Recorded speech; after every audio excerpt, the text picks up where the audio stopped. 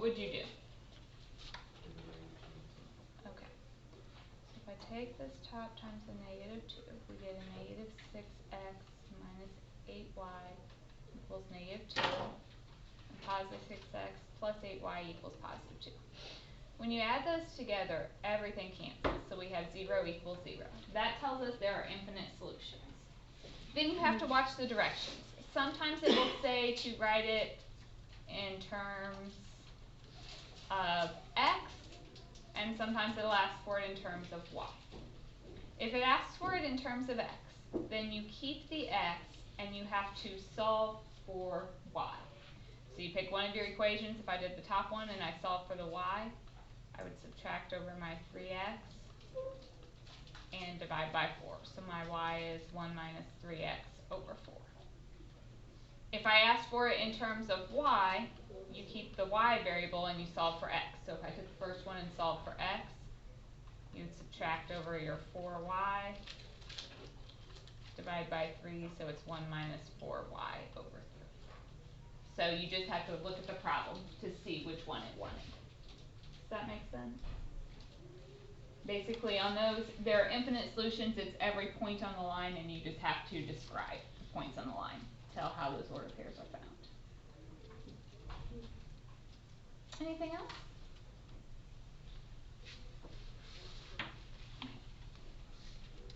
Then we are continuing with this section today. So yesterday we were talking about systems of linear equations. So we were looking at where two lines meet.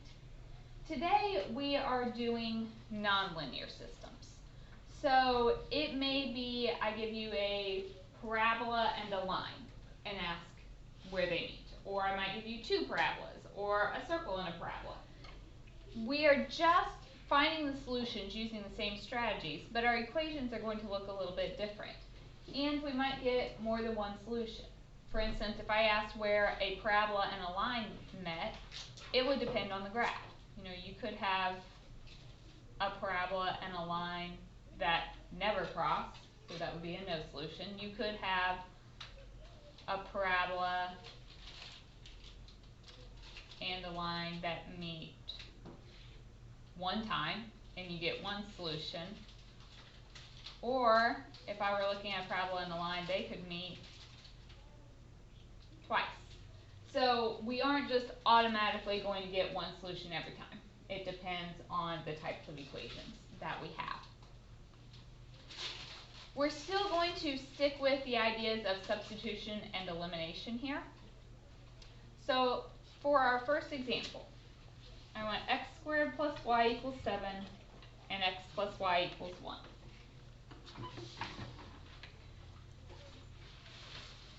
I'm not making you draw these graphs, so you don't necessarily have to know what they look like. The first one has an x squared in it. What kind of graph would that be? Parabola. What about the second one? A line. So we could have 0, 1, or 2 solutions here. We're looking at a parabola and a line. Essentially, we have two variables. We have an x and a y.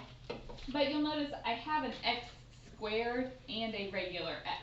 So if I'm trying to eliminate out of the x squared, the x, and the y, which one do you think I'd want to eliminate? The y, because it's different than the other two. The others are in terms of x, the y isn't. So let's work on eliminating the y. How would I do that? Okay. So we have x squared plus y equals 7, and negative x minus y equals negative 1. When I add these together, x squared and negative x are not like terms, so they both just stay. Y squared, or y and negative y would drop, equals 6. So what do I have here? Set it equal to 0. This is a quadratic. And then we can do box map.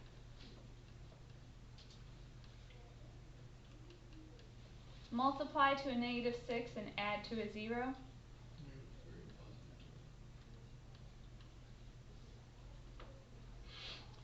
So if I set each of those equal to 0, we get x equals a positive 3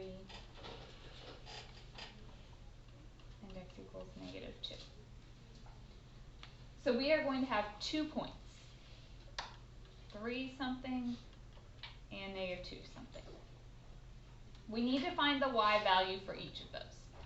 So plug them into one of the equations. Let's say I did the second one. So if I put a 3 in, 3 plus y equals 1. If I subtract my 3, my y is negative 2. So when the x is 3, my y is negative 2. Second one, if I plug in a negative 2, add my 2 over, and I get 3. So the second point is negative 2, 3.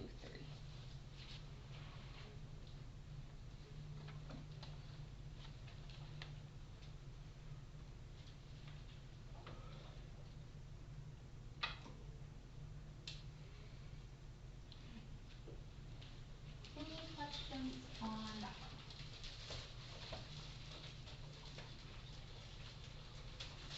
one? And of course you can check these just by plugging those points back into your original equations. And everything should work out. 3 squared is 9, plus negative 2 is 7. Negative 2 squared is 4, plus 3 is 7. 3 plus negative 2 is 1, negative 2 plus 3 is 1. So both points work. Here is our next example.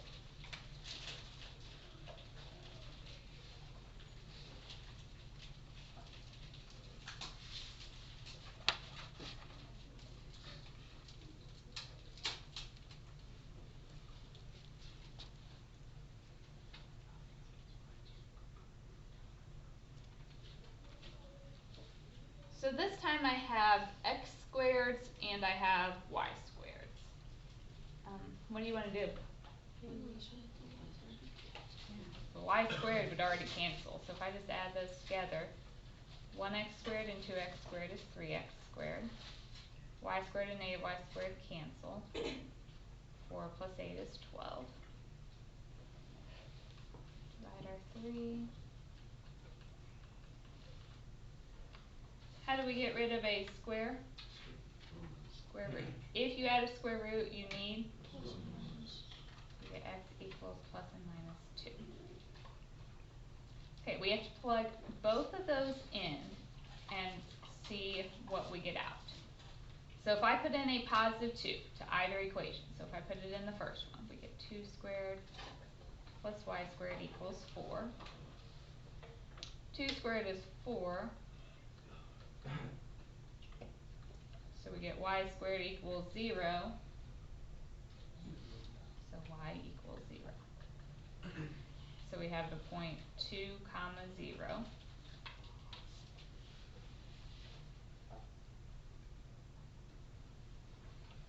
Now we put in the negative 2. So negative 2 squared plus y squared equals 4.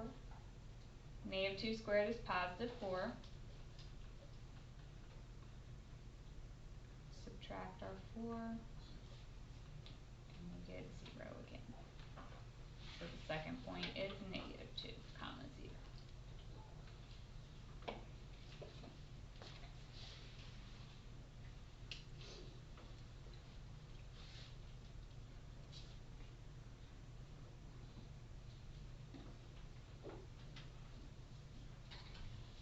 Just as a warning, if you had gotten like, let's say you plugged in 2 and you got y to be plus and minus 3, how many points do you have right there? 2. You have the x is 2 and the y is positive 3, and the x is 2 and y is negative 3. So you might get a couple. If you get 2 answers for your y, you have to put your x with each of them in your order pairs.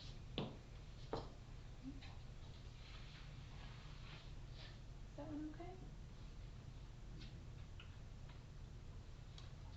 Let's look at a more challenging one.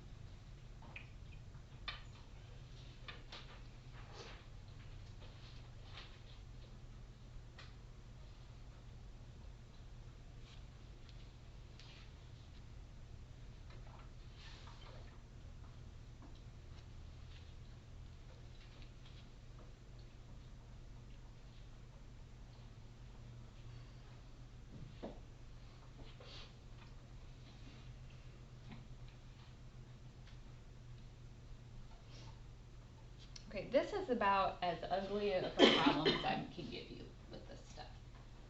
We have the x squared, we have a y squared, and we have an xy. Any thoughts on what we could do? Okay, if I take the bottom times negative 1,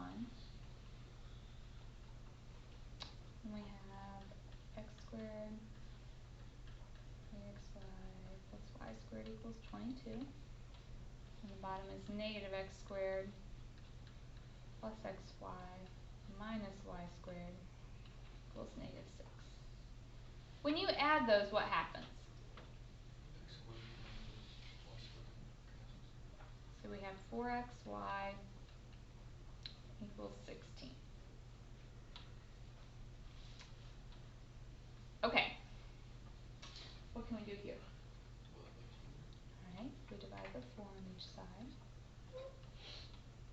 X times y equals 4. So unfortunately, I didn't just get a solution for x or y here. But what we can do is substitution now. Could I solve this for one of the variables? Get one of them by itself. So if I wanted to solve for y, for instance, we could divide over the x. So y is 4 divided by x. Then we can take that and substitute it back into one of these original equations. So let's go with the second one. X squared minus x times y, which was a 4 over x, plus a y, 4 over x squared, equals 6.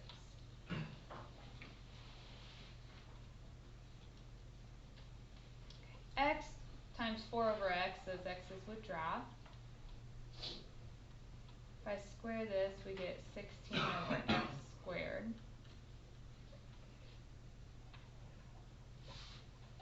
What do you want to do? Okay.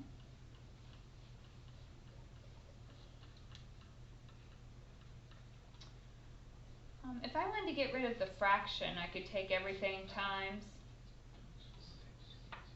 x squared. So that would give me an x to the 4th plus a 16 equals 10x squared.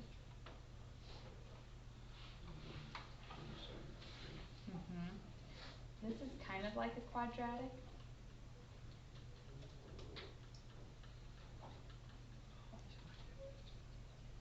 Yeah, we've done we've factored these, it's just been a while. X to the 4th would break into multiply to positive 16, add to negative 10.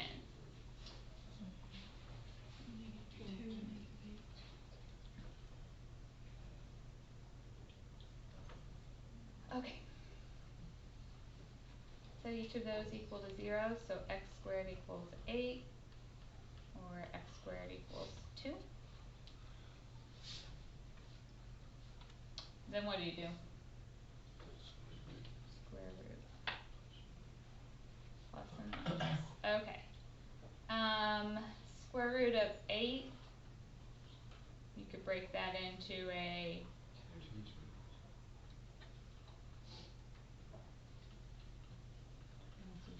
plus or minus the square root of 2. Alright, this one has been pretty ugly. At this point, I already have 4 different values for my x.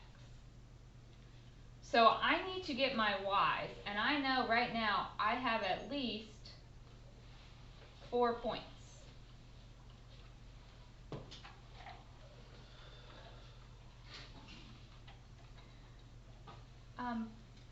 Easiest option would just be to plug them in right here. Y is 4 divided by x.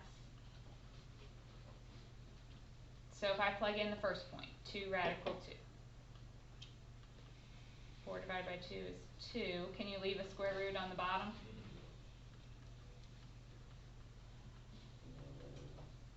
So you get 2 times the square root of 2 over 2, which is just square root of 2.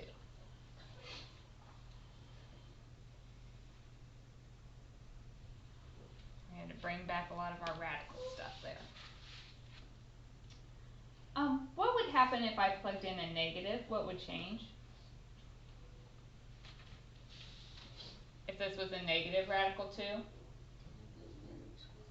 then all it's going to change is this would be a negative here. Okay, if we plug in a square root of 2. Can't leave a square root on the bottom.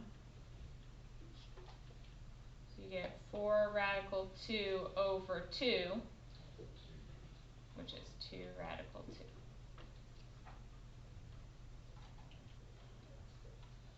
And if you plug in a negative square root of 2, makes it a negative 2 radical 2.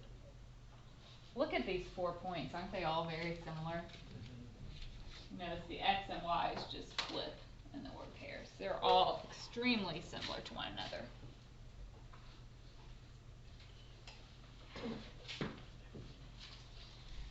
Okay, I know that one was ugly.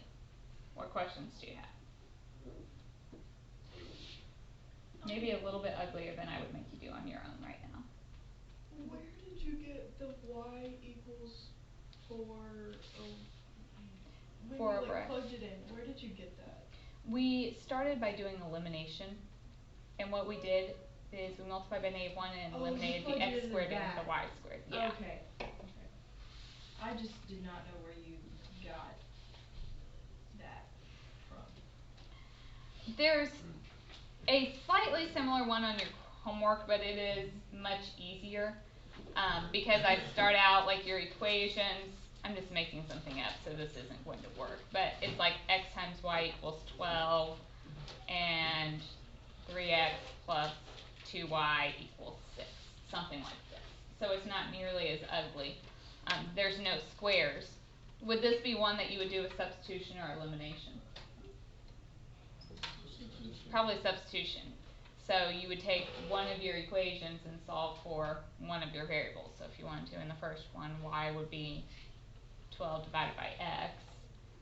Then you can substitute it into the second one, and you're just going to end up with a quadratic. So it's not nearly as ugly as the one we did together. But I like to look at some of those harder ones, especially when we're talking about it together. We can reason through it. Any questions so far?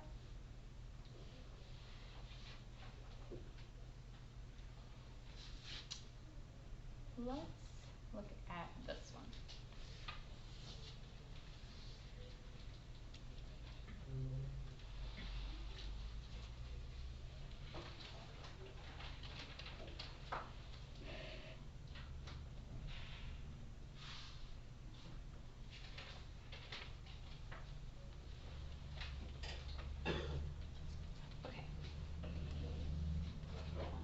This is probably not a good problem to do elimination on. You can't just go through and say I'm squaring each piece. So if some of them are squares and the other equation doesn't have any squares, you're going to have to do a substitution with that. Let's solve for this absolute value of x.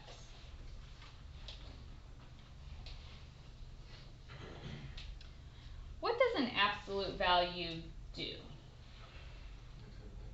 It makes everything positive. Okay. So if I'm going to plug this into the first equation, okay, I'm plugging it in for x. X is squared.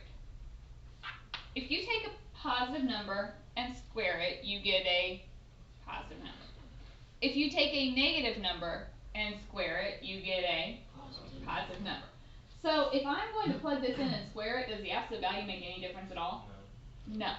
So we can just go ahead and substitute that in for our x. Because we're squaring, it's going to be positive regardless. We don't even have to worry about the fact that there's an absolute value.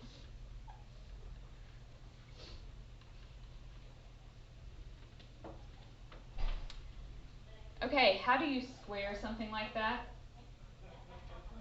FOIL. It means there are 2 of them, so you have to FOIL it out. So you get 16 minus 4y and minus 4y is minus 8y plus y squared plus my y squared equals 16.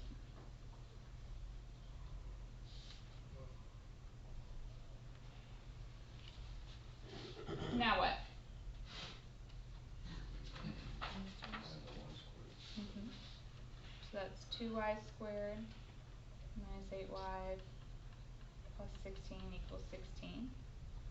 If I subtract over my 16, those drop. What would you do now? Mm-hmm.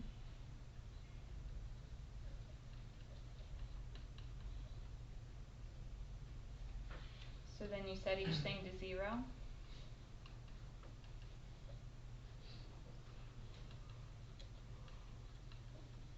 And we get y equals 0 and y equals 4.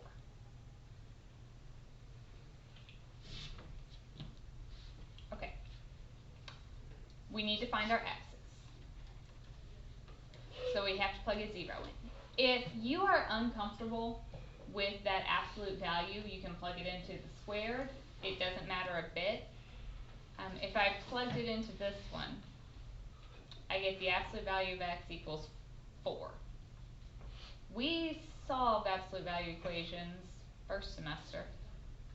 If you want to drop an absolute value, x could be positive 4, or it could be negative 4. So how many points did I get from that? 2. We have 4, 0, and negative 4, 0. Again, if you're not comfortable with that absolute value, just plug it into the first one. You get x squared plus 0 equals 16. So x squared equals 16. And then you do your square root and plus and minus, and you get the same thing. Alright, next we have to plug in our 4. So if y equals 4, we get the absolute value of x equals 4 minus 4. So the absolute value of x equals 0. So x is just 0. So our third answer is 0, 4.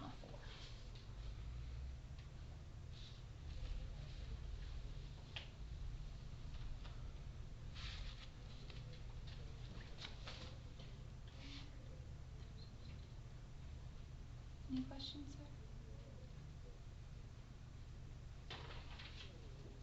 Why don't you guys try one on your own?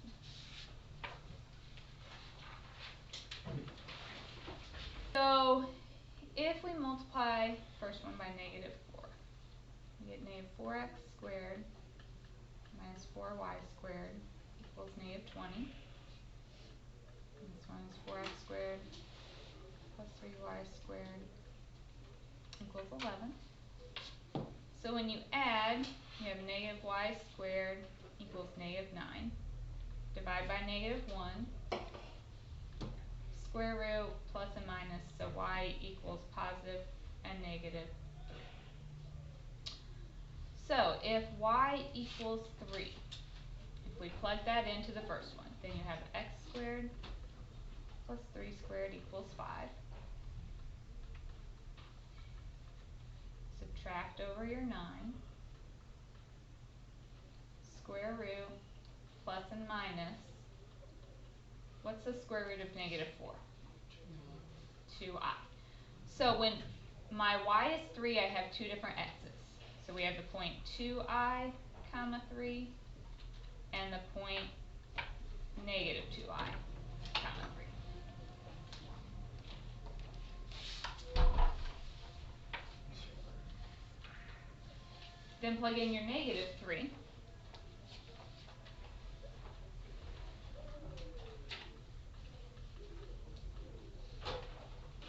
When you square a negative, it's positive. So you get x squared equals negative 4. And again, square root plus and minus, then we get plus and minus 2i again. So my other points are 2i, negative 3, and negative 2i, negative 3. So all 4 points are the same, the only difference is the signs. Okay, so your assignment today, there is a a handout posted on Classroom. It is only 6 questions, so you have quite a bit of time right now, 16 minutes or so, to work on that and ask questions when you need to, okay? Susan.